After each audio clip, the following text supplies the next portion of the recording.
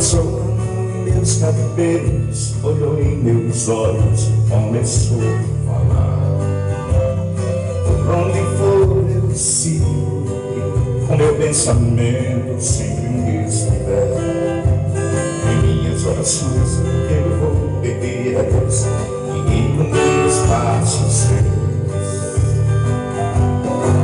Eu sei que ela nunca compreendeu os meus motivos de sair de lá, mas ela sabe que depois que cresce, filho vira passarinho, quer voar.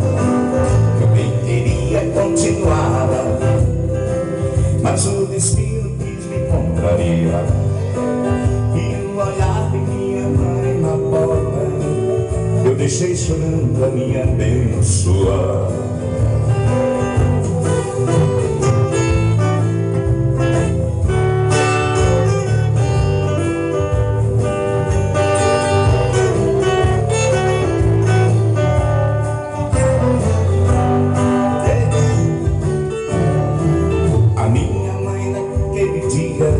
Me falou do mundo como ele é. Parece que ela conhecia cada pedra que eu iria pôr o pé. E sempre ao lado do meu pai, da pequena cidade, ela jamais saiu. Ela me disse assim: meu filho, vá com Deus, que este mundo inteiro é seu.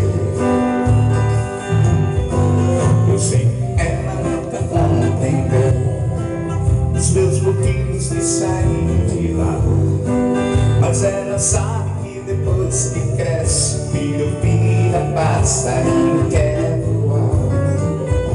Eu queria continuar ali, mas o destino quis me contrariar. E o olhar de minha mãe na porta eu deixei chorando, me abençoar.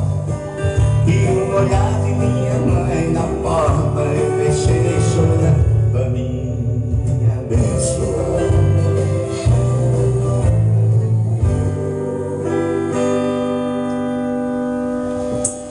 Parabéns a todas as mães.